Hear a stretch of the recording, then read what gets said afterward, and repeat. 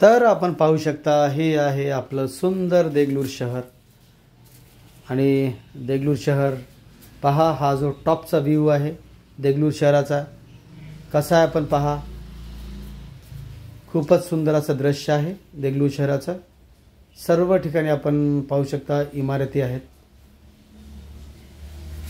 आणि हा एक टॉपचा व्ह्यू आहे देगलूर शहराचा। खूपच सुंदर या ठिकाणी आपल्याला देगलूर शहर दिसतं।